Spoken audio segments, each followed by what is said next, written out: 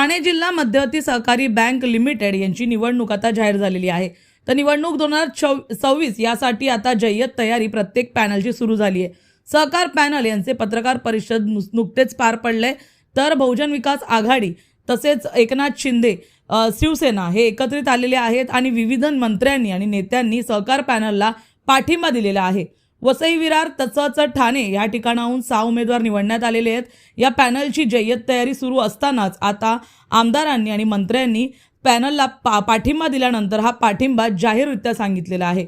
यामध्येच आता पत्रकार परिषद घेत मंत्री आणि आमदार प्रताप सरनाईक, आमदार किसन कथुरे, नरेश मस्के, त्याचबरोबर माजी आमदार क्षितिज ठाकूर, वसई विरार महानगरपालिका चे महापौर अजीव पाटील हे पत्रकार परिषदेस उपस्थित होते।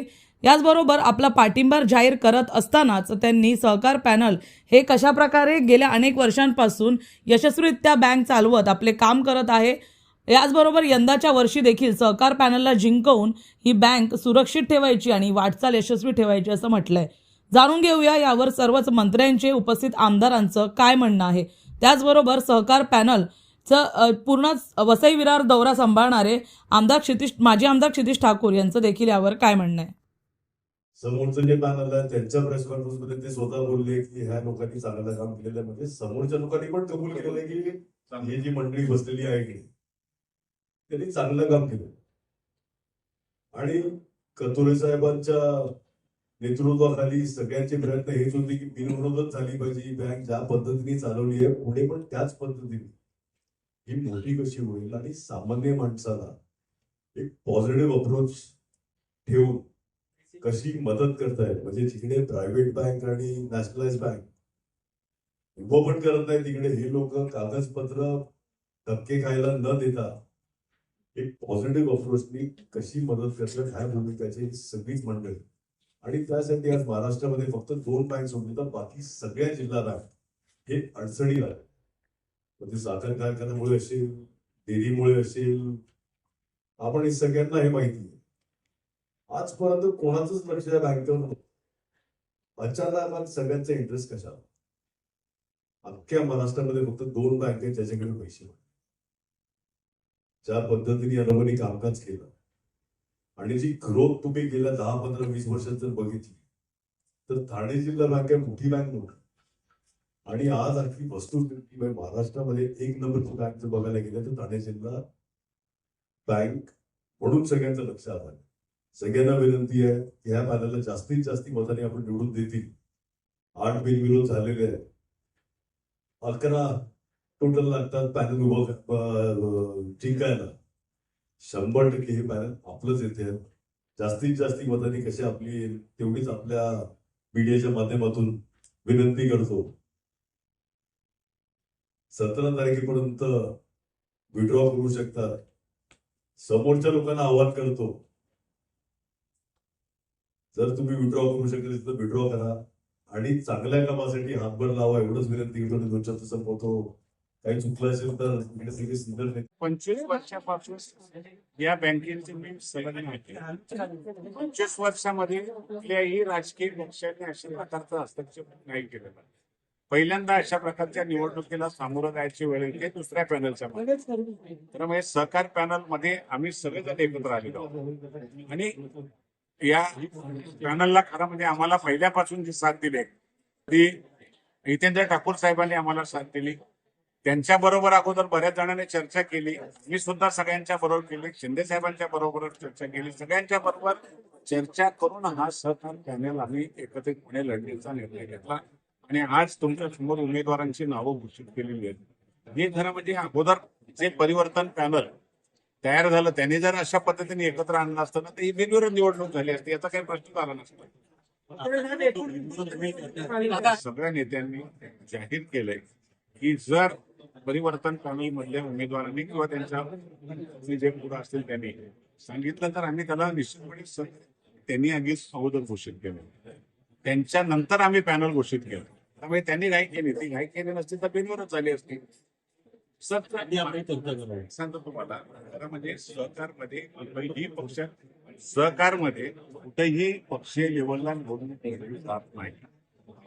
साखर कारखाने असतील, वीज सुधारणे असतील, जे जे महाराष्ट्रातल्या कृषी उत्पन्न बाजार समिती असतील, पॅनलच्या माध्यमातून निशाणी घेतली जाते आणि त्या निशाणीवर पक्षाची कुठेही निशाणी नसते आणि त्यामुळं हा जो पॅनल आहे हा आम्ही आमच्या स्वतंत्र पॅनल तयार केलंय आणि ते पण सगळ्या पक्षांनी बसून आहे. तुमच्या सगळ्यांच्या माहितीसाठी सांगतो, जर पॅनल उभं करणार त्यांना जर अधिकार दिले होते तर ठाणे जिल्ह्यामध्ये भाजपचे दुसरे पण आमदार आहेत. त्या आमदारांना माहिती असायला पाहिजे. बँकेमध्ये मी पहिल्यापासून त्याच्यामध्ये आहे, तर मला कधीतरी सांगायला पाहिजे होतं की बाबा हे पॅनल आपण उभं करायचे आणि त्या पॅनलच्या माध्यमातून आपण निवडणूक लढत. आम्ही अर्थाने त्यांचा पॅनल झाल्यावर आम्ही सगळे सरकारच्या माध्यमातून बघितलं तुम्ही जे आधी ठाणे जिल्हा मध्यवर्ती बँक होती आणि आता ठाणे पालघर जिल्हा मध्यवर्ती बँक. दिघे साहेब असताना प्रामुख्यानं तत्कालीन काँग्रेसच्या राजवटीमध्ये बहुतांश हे सदस्य काँग्रेसचे त्यावेळेस निवडून जात होते. 99 साली काँग्रेस राष्ट्रवादीची स्थापना झाल्यानंतर राष्ट्रवादी काँग्रेसचं वर्चस्व आणि काँग्रेसचे काही लोक त्या ठिकाणी निवडून गेले. परंतु दिघे साहेबांनी कधीही ह्या बँकेमध्ये माझा प्रतिनिधी कोणीतरी असावा, माझा शिवसैनिक असावा, माझा माणूस असावा असं कधीच बघितलं नव्हतं. आणि त्यानंतर शिंदे साहेबांनी सुद्धा हा कधी विचार केला नाही की बँक चांगली चालली आहे. ठाणे पालघर जिल्ह्यातील सर्वसामान्य शेतकऱ्यांना वेळोवेळी मदत या बँकेच्या माध्यमातून होते. कुठलेही ह्या बँकेवर आरोप प्रत्यारोप होत नाही. विरोधकांकडून सुद्धा तसं काही बोललं जात नाही आणि त्यामुळे कधीच लक्ष दिलं नाही. ह्या बँकेनं अनेक नेते ह्या ठाणे जिल्ह्यातले घडवले. म्हणजे कथोरे साहेबांपासून आता सगळ्यांची नावं तुम्हाला मंचावर उपस्थित समोर जे नेते मंडळी बसले तुम्हाला कल्पना आहे की भले वेगवेगळ्या पक्षातले असेल तरी अनेक नेते ह्या ठाणे जिल्हा परिषद आणि त्याचबरोबर ठाणे जिल्हा मध्यवर्ती सहकारी बँकेच्या माध्यमातून घडवले गेलेले आहेत आणि खूप एकोप्याचं वातावरण गेल्या अनेक वर्षापासून या बँकेच्या माध्यमातून होत आहे. राजकीय क्षेत्रामध्ये काम करत असताना निवडणुका जेव्हा येतात तेव्हा आम्ही आमच्या जे पक्षाचं मंत्र असतं त्या मंत्रानुसार काम करत असतो. परंतु मध्यवर्ती बँकेच्या जेव्हा निवडणुका येतात तेव्हा सगळं आम्ही या ठिकाणी बाजूला सारून फक्त आणि फक्त बँक कशी सक्षम होईल, बँकेच्या माध्यमातून ठाणे जिल्ह्यातल्या सर्वसामान्य लोकांना कसा फायदा होईल यासाठी आम्ही लक्ष देत होतो. म्हणजे शिंदे साहेब आहेत, कुरडे साहेब आहेत, गेली अनेक वर्ष ते प्रतिनिधी म्हणून ह्या बँकेवर जात आहेत. आम्ही कधीच बघितलं नाही की हे कुठल्या पक्षाचे ते कुठल्या पक्षाचे, फक्त आणि फक्त बँकेमध्ये चांगलं काम करणारे हे प्रतिनिधी आणि त्यामुळे आम्ही त्यांना पाठिंबा दिला. आजही एकनाथ शिंदे साहेबांची तीच भूमिका आहे की खूप चांगलं काम हे सहकार पॅनलच्या माध्यमातून गेले अनेक वर्षापासून चालू आहे. 8 सदस्य जे आहेत ते निवडून बिनविरोध आलेले आहेत. फक्त आता 3 ते 4 सदस्यांची गरज आहे. तेही हे आमच्या उर्वरित जे पॅनल आहे त्या माध्यमातून ते निवडून येतील आणि सत्ता तर 100% येणार आहे.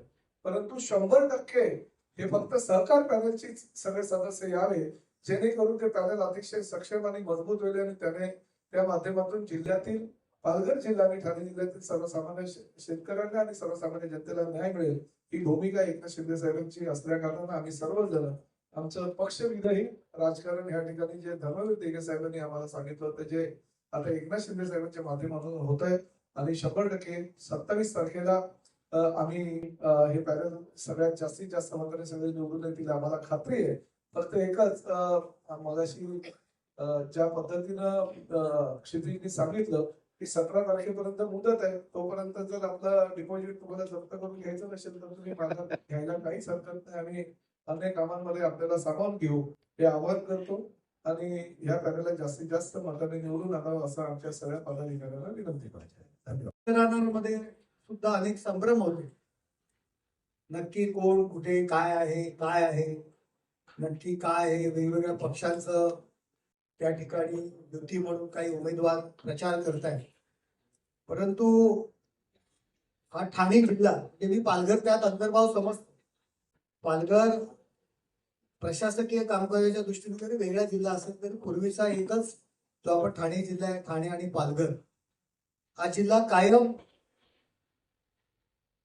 राजकारणाच्या इथे प्रत्येकाने राजकारण ठेवलं आणि विकासामध्ये सगळे आपण एकत्र येण्याचा आपण प्रयत्न केला आणि तशा पद्धतीत धर्मवीर आनंदीगे साहेबांपासूनची ही परंपरा तशीच पुढे सुरू राहील.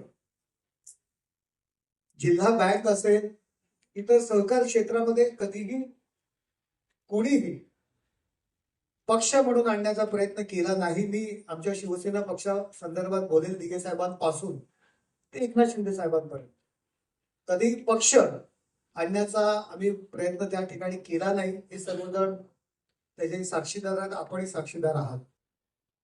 सहकार पॅनलची ज्यावेळी चर्चा सुरू होती त्यावेळी आमच्याकडून लांडगे साहेब असतील, रवींद्र फाटक असतील, ही सर्व मंडळी, कथोरे साहेब असतील, ही सर्व मंडळी, विविध पक्षातील आमचे प्रकाश पाटील असतील, विविध पक्षांशी राजकारण न करता मग त्याच्यामध्ये समृद्धी आणि ती बँक ही आता दोन पहिल्या देशामधल्या सहकार क्षेत्रातल्या दोन ज्या अग्रगण्य संस्था आहेत त्याच्यामध्ये ठाणे जिल्हा मध्यवर्ती बँक आहे. ती एक नंबर कशी होईल त्याकरता ही लढाई कुठल्याही पक्षाची नाहीये, कुठल्याही व्यक्तीविरोधात नाहीये. आणि कोणी म्हणजे शिवसेनेत आहे मग 4 बँकापर्यंत त्यांना उमेदवारी दिली असंही नाही. त्या ठिकाणी असलेले आधीचे उमेदवार, त्यांनी केलेले काम, ती संचालक मंडळी, अशा लोकांच्या पाठीमध्ये आम्ही सर्वजण उभे राहिलेलो.